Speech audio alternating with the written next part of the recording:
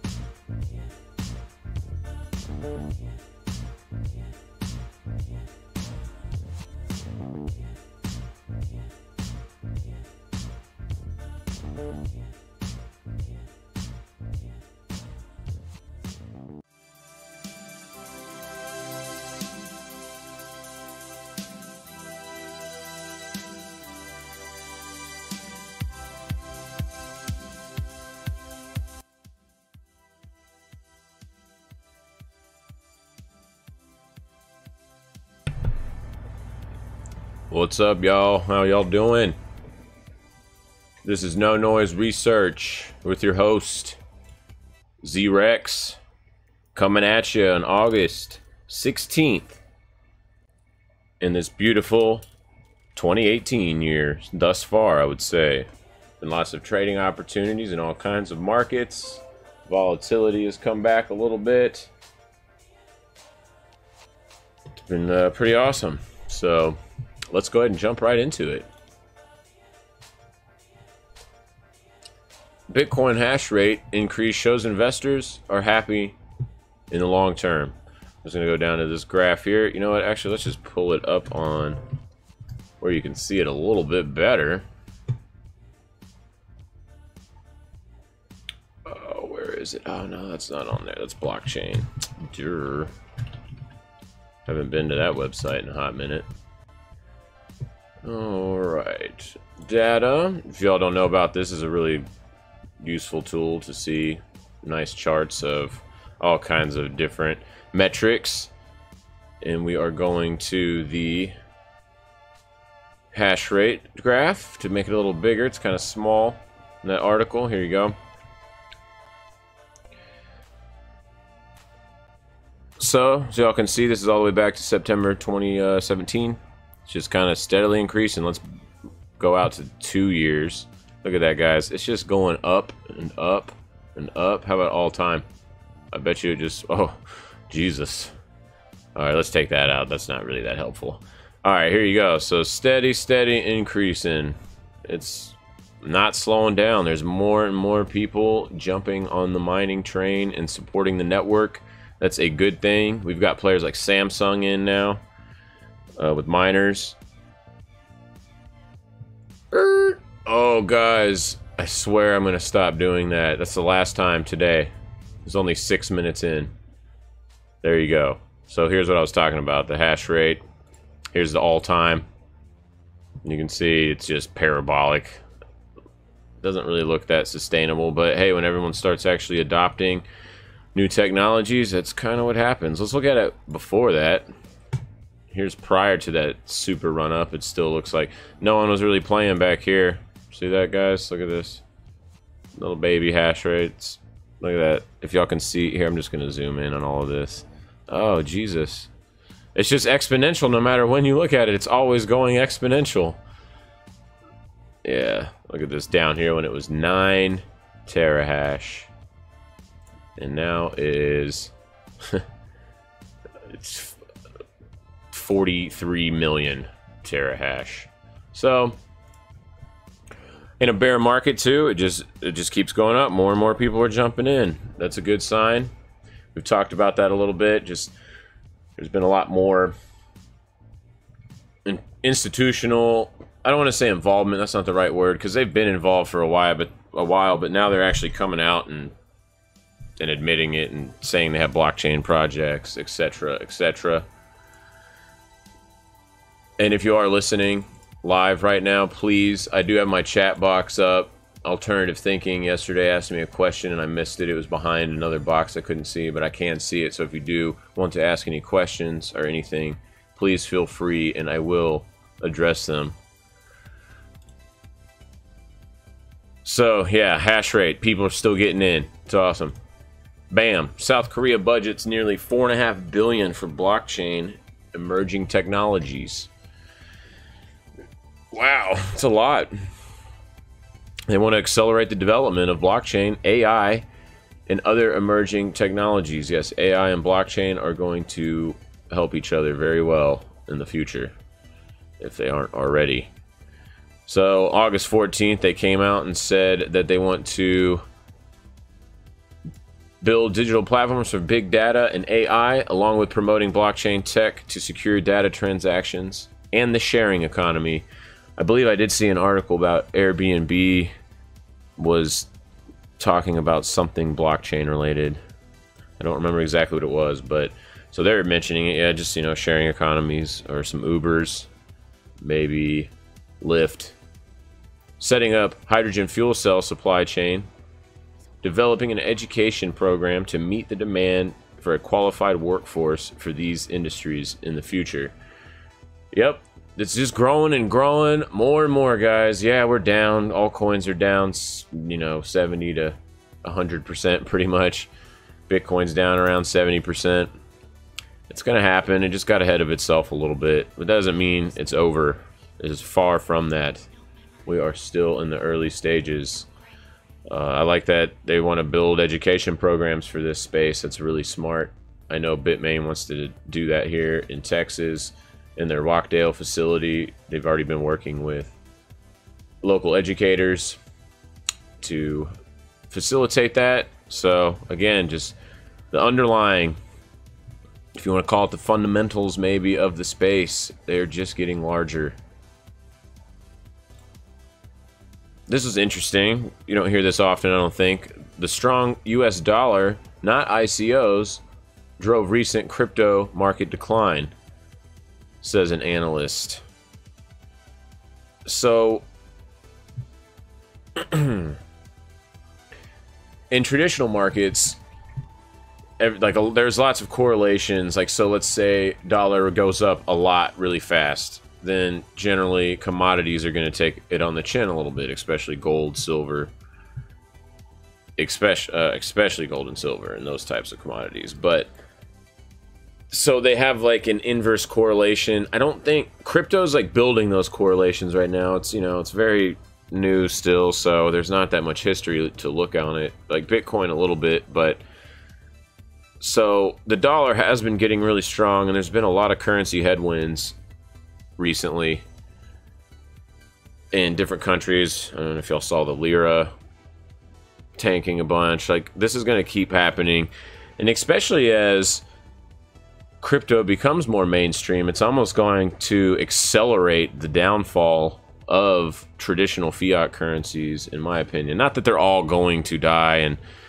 crypto is going to replace them entirely. I don't believe that, but they are going to do things like Venezuela and do the Petro, right? And countries are going to, I guess maybe you could think of it as a bond, sort of. It's just a really cool new experiment. Venezuela is, I think this is awesome because they're like piloting this. They're like the first country doing this. This is going to go down like in history for sure. So, but this guy, he's just talking about how the US breakout caused the value of emerging market currencies to plunge. And this guy's name is Matty Greenspan. He's a senior market analyst at eToro. He says that there are signs, including spikes in blockchain activity, that suggest this pullback spilled over into cryptocurrencies. It's true that investors in these markets often increase their cryptocurrency holdings when their local currencies weaken, but for all its alleged faults, the dollar is still the reserve currency of choice for most investors worldwide. That is very true. I say that all the time. The dollar is king. You can take a $100 bill anywhere in the world and get service and get something for it. You can't really do that. Like maybe euros now, but still dollar remains king. He goes on further to say, as the United States moves to tighten its economy and avoid strong inflation, they're taking action that is strengthening the dollar. Because the US dollar is the global reserve currency, many smaller economies rely heavily on stable exchange rates with the greenback. This is very true. So it's interesting, he's just saying that it's kind of like poured over into crypto. That makes sense. As bigger players are getting into this, they're going to be managing larger portfolios and have different risk profiles and all these other fun things. Excuse me. So I'm actually excited to see the correlations grow as time goes on in this space. It should be super awesome. Again, don't get scared off if you are just getting into this, even if you got in late last year. I know it hurts, but it's just part of the growing pains. If you just leave and quit, you'll probably regret it in a couple of years. So pretty much most currencies have gotten slapped. Let's go ahead and look at a dollar chart, and y'all can get a little bit more context of what this guy's talking about. All right, DXY, we need to put it on like a daily though. Whoa, what's going on with my TradingView? There we go. DXY is the dollar index, and as you can see, it has been ramping up. Let's put it out on the daily. It has been ramping up pretty hard the last couple of weeks. You could call this kind of breaking out of this range here. So it's also been ramping up incredibly hard since mid-April, going from about 90 to just shy of 97. I'm sorry, yeah, we'll just keep it there, 90 to about 97. So that's a pretty substantial move, especially for the US dollar. It does move a lot, as you can see in this chart, going back to early 2014. It is a mover, but if this keeps breaking out, like, we're going to have huge currency issues across the globe. That will likely be good for Bitcoin. Although it didn't really care that the lira crisis thing. Maybe it was just not the right type of crisis, so it needs to be analyzed a little bit more. But yeah, so it's pretty interesting, this guy talking about the dollars and the relative, or the relation to them and the correlation. So, all right, let's jump into some markets. The Bitcoin is kind of flat today. Had that big run up from 6,000. Let's go ahead and show you real quick. I'm sure y'all been looking at it. Erase that to clean the chart up. So from that big run up here, down at the bottom of the box that we've had for a long time, it popped hard, about 10% off those lows, and now we're just consolidating above about 6,200, we'll just call it. Y'all know I like to round. It's better that way. This is a big asset. It's splitting hairs trying to be like, well, it's 62.32, well, whatever. Oh, I must have accidentally dragged this box on my phone or something while I was showing it to somebody. All right, there we go. So anyway, so it looks pretty good. We had this big run up coming up here, so it's trying to recover. About 9 billion's coming in back into the market. The market cap is over 200 billion. Again, it needs to break that 220-ish level like we talked about yesterday. The dominance is still staying up. I don't know, the last thing I was talking about with the dominance last night was, and then now this article with the dollar popped up that we were talking about just a minute ago here. It is kind of, how am I going to put this? It is pretty, I think there's a correlation there to everyone finding out that there is only a few main chains, and Bitcoin is kind of becoming like the new US dollar of the crypto world. It's becoming the SDR, special drawing rights, or like the de facto reserve currency, reserve cryptocurrency. And so it would make sense that with that dollar making it crash, the smart money is actually just double dumping everything else and getting into just the Bitcoin, because Bitcoin's going to have to lead this rally, as we spoke about last night, to get anything back rolling. It's not just going to happen with Dogecoin or even an Ethereum or something, or Ripple. Like, it's going to have to be led by Bitcoin. Oh, here's that Airbnb co-founder backs 23 million funding round for institutional cryptocurrency dealer. All right, so he's just backing for a dealer. Okay, so that's nice, but they're still open to the idea, it looks like. I just saw this over here in the top left corner, BitBoost. Never heard of that, but it's got murdered today. If you have any, I'm sorry. All right, go back over here to the main overview of this market. Let's see. Over the last day, everything is kind of, looks like it's stabilized, except for VeChain. I don't know if y'all saw that. VeChain just went special. I can't remember what the news was, but it has gone bananas. Ooh, that is a ugly chart. Maybe Binance will be a little cleaner. There we go. There's where the volume's at, of course. Yeah, I mean, this thing was just done. Like, this is a good example of, guys, oh, it can't go any lower. It can't go any lower. Yeah, it definitely can, and it could just keep going. We were talking about how it's down, you know, huge percentages, but if it's something's down 99%, doesn't mean it can't fall another 50% or 90%. Like, it still can happen. So, yeah, we got some stupid news. Pumped it. Careful here, guys. This is a fickle area to be playing around. You are in no man's land, and I will show you that with the volume profile. Maybe, if it loads right. It's trying to, I guess. What the hell? having some issues here with TradingView.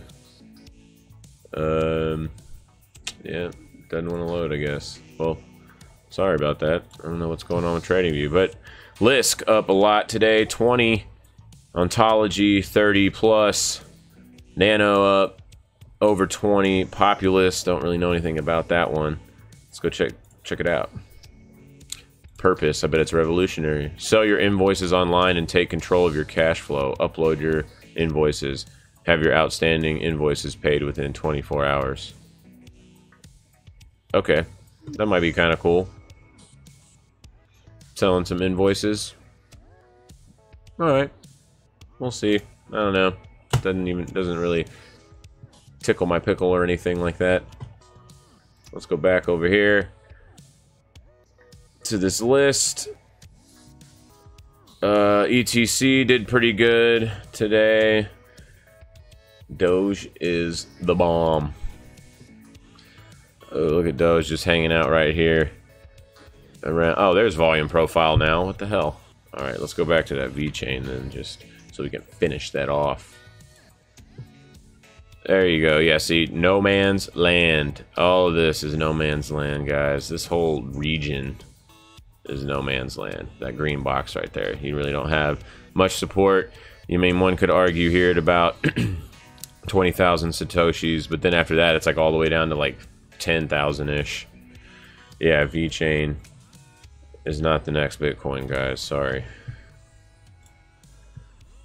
Alrighty. Let's take off that volume profile, clean up the chart a little bit, and let's check out some Bitcoin analysis. Looking pretty good coming off this bottom. We're still in this funky little A-frame pattern, I've been calling it. Need to put this on my quick view. There we go. Yeah, if y'all don't know how to do that, add it to your little quick toolbar so you don't have to click the menu over here, and you can just drag this wherever you want to have access to your tools quickly. You just go on here to wherever it is, and once you highlight over it, there's a little star next to it, and you can just click it and unclick it to add it. All right, it's definitely a good feature and saves you a lot of time. Wonder if you can do it with this one too. Oh, you can. Look at that. Sweet. I've never tried that before. So yeah, this A pattern, we're getting it in. Don't know what that means. I don't know if this is a new pattern. I guess here's an inverted A pattern right here, or a giant inverted head and shoulders. I'm sure everybody was calling it that in the market. Definitely doesn't really look like one, but people are silly. All right, so right here on this, guys, I'm liking kind of what Bitcoin's doing here. As we keep discussing, not much has changed. Almost since I started doing this channel, we've literally been in this green box, which has been kind of boring, except for this nice little pump to right to the top of the red box that we drew. Back over here. And so we're just kind of banging around ping-pong in here, so it's not going to change until price breaks out of there, but that's okay. This is good ranging right here, and ranging is a decent way to make some money with some pretty low risk, right? As we talked about it on the 14th, or I guess it was not yesterday, but the day before, we were looking at the 4-hour. And I was saying, if you got, this is a good risk to reward entry for a long if you had a little bit of balls, because your stop is just right here at the edge of this box. It's not that far. I mean, it's roughly a couple $100, but you could even have nipped it and made it the close of these candle, or like the bodies of these candles here, because they line up with a lot of this business that's done over here too. So yeah, that's all up to you, though. I'm not giving you financial advice, of course. This is just my thoughts and ideas and kind of how I trade. I also did, like, I guess 4 videos ago, I also mess up, too. I've been trading for quite a while, like 6+ years. And I've made some big mistakes and learned lots of things the hard way, so I am going to do a little segment called, I don't know, like Fups or something, like F-Ups. something like that. I did one and just walked through a long that I entered around here. This happened, and the next day it was just like, oh, and then you're caught in your trap. That's why you need to just adhere to your plan, and then it won't matter. Then you know you did the right thing. Even if you get any questions that y'all might have, please feel free to ask them in the chat box. All right, and you can pretty much ask me anything about trading, whatever. Nothing is off limits. All right. So let's see, back to the chart. Sorry, I was just adjusting something real quick so I can make sure I can see the chat box very well. All right. So this is a pretty good price action. I like this. I do not like this big wick though on this candle. This is really, people are really confused, it seems, the market. You have this big hammer, and then you got this, like, almost the exact same pattern. It's like symmetrical right here, just like mirroring each other. That is one thing that I don't like. That is probably the ugliest thing about price action right now. So let's measure just this wick just to kind of see. Oh yeah, guys, look at that. So I'm gonna zoom in now after we kind of had that on there, and let's go to the 1 hour because it'll take that box off. Y'all can see these numbers here. Let's go to the big screen. Y'all can see these numbers here. There's the 618 is this level. It's like this teal color, which is at about 6,500. So we've been talking about, we need some closes above that to get another run to the top of that red box or into the mid 7,000s.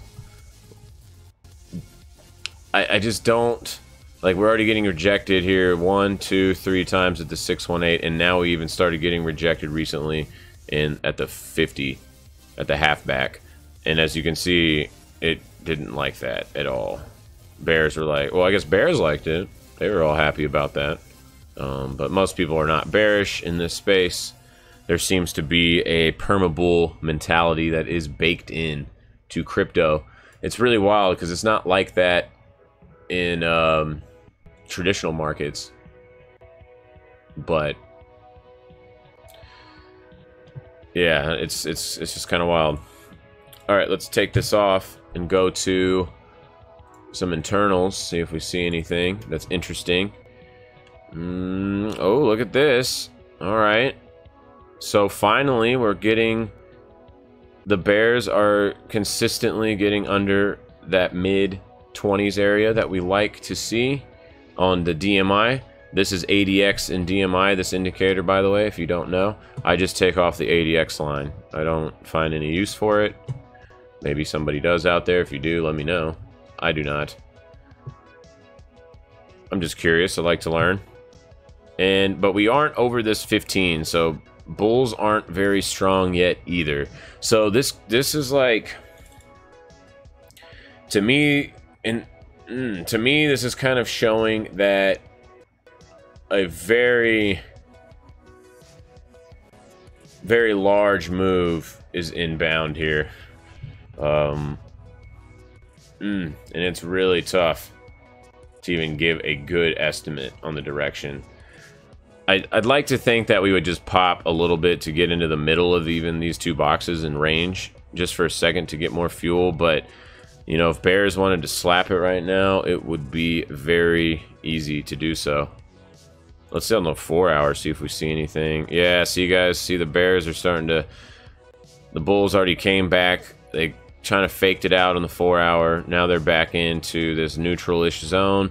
So I like to call that, and especially when both are in there, there is no one winning. It is real boring. And if you want to look at RSI here, we're just hovering around the 50, which is kind of telling us the same thing. And there's no volatility. Volatility, this is this top indicator. It's just like the VIX, but just for, you know, crypto or whatever ticker I put in up here. But so you can see we had some nice vol come in. We did have this big sell-off. It was induced probably by mostly the ETF, not rejections, which is silly. but delays, which we kind of knew was going to happen. They do that every time, guys. I don't even know why the market was surprised about that. I've talked about a lot of my thoughts on the ETFs. Please go check out those other videos. And I do timestamp all of them, so you can kind of just easily fan through whatever interests you most.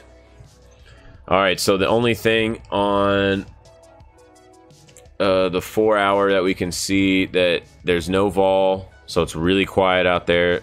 This is a calm before a storm, and a storm could blow price to the upside too. Storm does not have to have negative connotation. All right, let's look at the 850.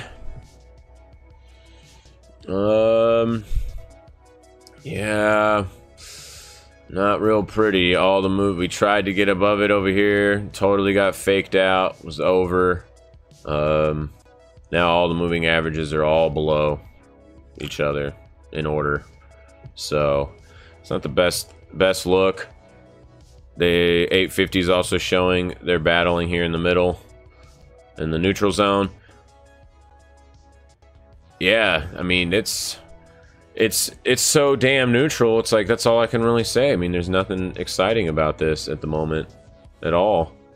So be careful right here, guys, if you're taking positions. I am doing a paper trade long at the moment with my stops below all these bodies here that have been stacking the last week or so. All right, so that's the Bitcoin. Let's go to Ethereum. Oh, Jesus. Ethereum, same thing. You know, this little symmetrical, it's like hammer and then smash, inverted hammer, just hammer time. So that kind of just tells me that the market is just so damn neutral right now, and until we might have just created a new range kind of in at these bottoms, like here, something like that would be a safe way to kind of play this. And let me clean this chart up a little bit because all of this is irrelevant now. All right, Ethereum does not have every single moving average below the longest term though, which is a little surprising given this crazy, what is that, $200 drop in a couple weeks. Yeah, it's pretty wild. But yeah, I think this is a good way to play this. However you want to take these candles as very important price information. It almost might even be worth sitting here and waiting until we break out of one of these sides, either to the top or the bottom, whichever it may be. So keep that in eye. Let's see what in the internals might be saying. Bears are very strong in Ethereum, very strong. Even on the 3-day, very strong. 4 hour though, they are getting into that neutral zone right here, guys. Starting to battle, and the bulls have stepped up substantially over the last couple of days.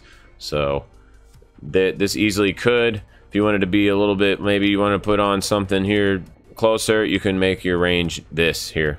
All right, and use that kind of body range and see where price might go from that action, because then you can get into the trade a little bit faster. So we are battling on the lower time frames here, so that is a good sign. Let's look at the 850.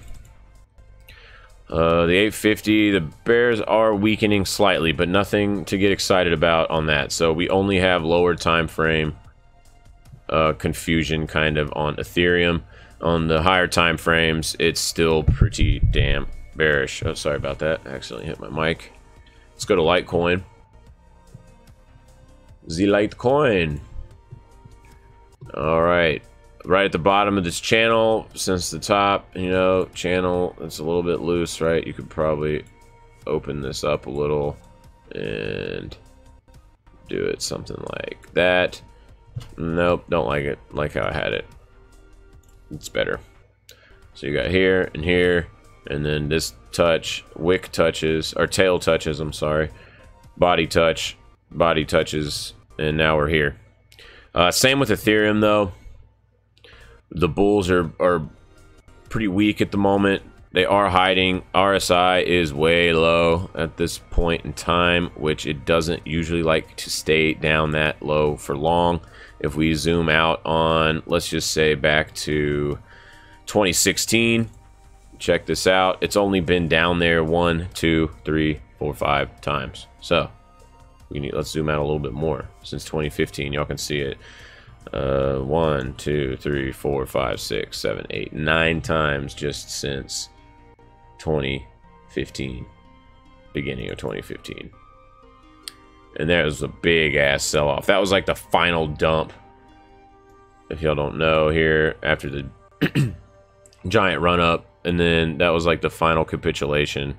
Was the last time we saw a lot of biz down here. Let's see if it's kind of similar to now. Ish. Like the sentiment's not final capitulation to me. For Litecoin price, that would probably be something like 20 bucks, 10, 20 bucks. Bitcoin probably 2 to 4,000. Ethereum, I'm not sure. That one, that's why that one's a little bit harder. I'm not the biggest Ethereum fan. All right, let's check out Ripple. So it's kind of having like a little capitulation dump. That's what it looks like just from that chart earlier, a minute ago with Litecoin. Just like we talked about before when it was up here, when price broke below all these bodies, and definitely when it broke below 40, that was it. It's done. I had my stop at 42. And I was done with this trade here, which was good because it ended up proceeding to fall all the way to the middle of our range, which we were talking about it going into the 20s, mid-20s, and having support at about 20 flat. And that would be the next range. There's lots of business done there. I am actually going to take off this trend line. It is pointless now. All right, so also on this one, notice not all. That's weird. When did that happen? Oh well, guys, we're probably still likely to get like some little bounce. I mean, even a 618 or halfback is about 34 cents. 618 is 36.6 cents. So, you know, we're likely to at least come up, I think, and test that, unless we just totally crap out right here at the 236. And then just kind of do a little fake out and roll over. But if we can close above this on the daily, which is closing in, actually I think it just did close a minute ago, didn't it? Yeah, 7 o'clock. Yep, 7:39. There you go. So this is a whole new daily for us, and UTC 5 is where I am located. So 24 hours now for that candle. That's what we're going to need. Let's check out some internals. Had a big volatility spike. Not the biggest it's ever seen, but a big one. Bears are still pretty powerful. Yeah, this one is kind of reminding me of Ethereum a little bit. So careful. It does have this hammer, and it didn't do like the little symmetrical one like all the other ones have been doing. This one has quite a bit more body above. It's even above this wick here. So that could be a tell. Crazy trade idea. I would probably get long right here with a stop right at 28 cents. That could be a risk to reward as, what you call it here? Oh no, I don't want to do that. That takes too long. Could be about a risk to reward. So you're risking about 5%, about a penny and a half on that. But you have decent risk to reward at that level for sure. All right, let's chop it down to the 4 hour. We got that nice divergence here that played out. Boom, boom, boom. We've seen that on a lot of coins. Had the 3, boom, and don't forget, markets love 3s. I don't know why. And now we're finally fighting over the 21 exponential moving average. And wow, look at this. This is super tight. Especially when you look at it from here, it's like, look at that, guys. And oh, and we are above 50 RSI. All right, so Ripple on the 4 hour is looking pretty good. It looks like across the board we are seeing 4 hour charts that look decent. So keep that in mind. Aggressive people can use a 4 hour. I like to move it up to, I like this 850 is kind of a fun one for me because it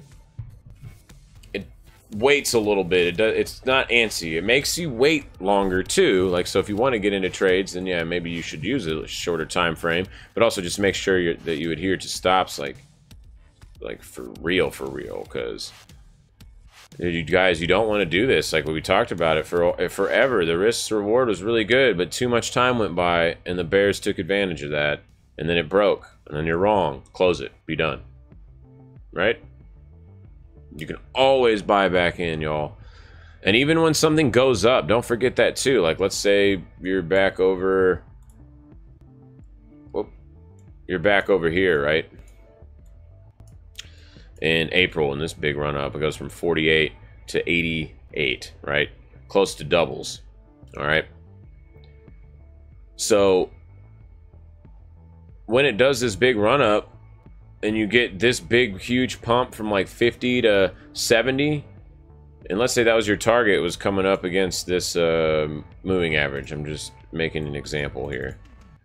So you can sell it there and then be done with the trade, but get back in if it closes above that resistance, because then that means the trend is likely continuing, right? There's a continuation in it. So, and then that can be your stop. Now you're long here and you can get here. That's one way you can do it.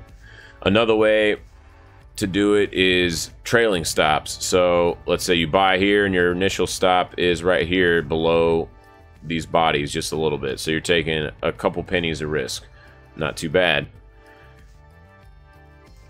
Let's say, and then it blows up over here and now you're here. And instead of maybe not wasting money on commissions, although they are relatively cheap, in crypto, you could just take it and move your stop to somewhere like in these lower bodies now, right? Like they were here, but now you got it. Now you can lock it in and just be like, all right, now I'm gonna put the stop here. If it goes below that, I'm out no matter what. Then that way you don't even have to watch it as much. And then if this happens a week later or something, you can do it again. You can then ratchet your stop up to you know, this body or this body, or just take profits, because when you double up, it's almost always a good idea to take 80% of that off the table. All right, because greed's really gonna start messing with your head when you get big gains like that. All right, we're gonna look at XEM. That is new economy movement, guys. Petro, we've talked about it several times. The Petro goes live on Monday. It is being traded on Cryptopia, Yobit. It has like no volume yet, but it already is getting on those 2 or 3 platforms, which is pretty interesting. I haven't seen it traded anywhere yet, so I think they actually just went on today. But regardless, here we are. It's going to go live. I don't know if it's going to cause this to go up or anything, but you know, I just don't think, like, Venezuela doesn't have the best rep at the moment. So, which is a good, perfect time to kind of do this experiment, I think, as well. I mean, don't forget, Venezuela is one of the top 10 oil producers on the planet. So they're not like a joke either. So, just food for thought there. I've been keeping an eye on that one. I don't have any paper position in this yet, but I have been following it very closely, and it's getting more attractive every day. It goes down a little bit before the 20th. All right. We've been talking about, or we did a little while ago, I think a week or so ago, about weed coins and weed stocks in general. It's going rec in Canada soon, so you can see a lot of these pump super hard. Not, this is just the December, everybody wants to pump it up, so that doesn't really count. I'm talking more like here's when Vegas went live in July 1st of last year. in this big run that happened about 6 weeks before it, and then dumped really hard the week before the news. Buy the rumor, sell the news. That is a tried and true thing for sure. Let's look at some internals. Yeah, you're super weak here, really low. That doesn't mean it can't stay down here. Of course it can, but you're already at like really bottom barrel level here, 500 satoshis. Of course it could go back over here. I remember these days when I was trading for like Dogecoin prices. Man, that was dumb to, well, it wasn't dumb. When you make 100%, you can't be mad. You can sit here and say so many ifs. I was actually with this guy at a finance meetup that I left early last night for late, or I guess it was kind of late evening. Went over there, and he seemed like a smart guy and everything, but he said if I would have just held on another 30 minutes on that option, I would have made 300%. And it's like, well, yeah, dude, but if you did a lot of things, it would have different outcomes like that. Don't think like that, please. If you find yourself saying stuff like that, slap yourself. You don't have to physically do it, but maybe you do. But at least just check yourself and be like, dude, no. Opportunity is infinite. There's always places to make money and hit a lick and get it going. But you have to have the money to do it. You can't just burn yourself out. Alright? And emotional capital is very important too. Because if you keep burning yourself out and you have the money, then you're going to bleed out slowly because you're not going to be making the proper decisions. You're going to be trading off of emotion. Don't do that. It never works. Ever. Alright. Let's go to traditional markets just for a quick second, and then we'll be done for this episode. So here is the ES. This is the S&P 500 E-mini. It's a futures contract. It's pretty much the preferred way to trade, unless you don't have... If you have a small account, you can use the SPY. It's the exact same thing. It's just an ETF, but it's based all off of this. They're like pennies are the spreads. Like it's arbed to perfection, pretty much. Let's go ahead and get rid of that trend line. That doesn't need to be there. So this is bouncing pretty damn well. If you can see this, just doing real good, making new highs, coming out. Here's the previous all-time high right here at about 28.75. We're banging on the door here. Let's see what happens. And that's only the ES. If you look at the NQ, which is the Nasdaq 100, it already broke out of new highs, relatively speaking, comparatively speaking. It's now sitting on the 21-day moving exponential average. So, interesting spot here. We do have lots of divergence though on the daily. We got 1, 2, and 3-ish. So that is something to be wary of, and it's showing on both DMI, strongly on DMI, and on RSI, and now you've got DMI bulls closing below the 16 threshold. All right, they pretty much are going to need to step in within the week to save it from falling. All right. Let's see. Let's go to some gold, because I had somebody ask me about gold the other day. Oh, finally. All right, so this is cool. The daily close yesterday is a little doji, or spinning top doji. There you go. All right, so that's very, I like that. I really like this because gold has just been getting mollywopped. Now this could be broken trend line. Get it out of there. Couldn't see it. It was dotted. Let's look at this on a weekly here and give us a little bit better idea. Okay, so I would rather see it like this weekly nice doji, but you know, can't be too picky. Here's the daily one. We haven't seen one. I guess he had a little one right here. Didn't play out, broke it immediately the next day, and that was it. So remember, nothing is 100%. You just have to go with the best kind of odds you can get. So right here, it's like kind of good odds now that you might have a little bounce. And you have this tail where people picked up a bunch of biz. You're also very high on DMI for bears. Not the highest it's been. Here you have in July 15, in a day, it went from 1130 to 1074. That's a giant move in gold too, by the way, guys. So careful. That's what gold's looking at.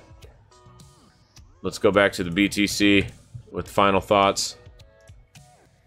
Oh, not on Binance. Don't want to do that. Let's go where the volume is at. All right, we're sitting here at 63.24. Y'all can see I have a couple of alerts set over here on TradingView. There's little triangles on the side by the price. So I've got an alert down here like, uh-oh, watch out. And that's about the 6,000 level. Now I've got my stop in as an alert right here to tell me to get out of my paper long. And my ultimate one I'd like to see is this daily get taken out at 6,500 and close above it. If that happens, guys, we are extremely likely to pop up into the mid 7,000s. And you're wondering, how did I get that? Fibonacci retracements, okay? Between halfback and 618, it is 71 to 74, roughly. So that's usually what price likes to do. With that said, ladies and gentlemen, good luck trading out there. Stay diligent, plan your trade, and trade your plan. Damn it, do it. The sooner you do that, the quicker you will make money as a trader. Just remember that. Discipline and patience. Wait for those good entries. Alright, guys. This is No Noise Research. And I am your host, Z-Rex, signing off. I will talk to y'all mañana. Peace.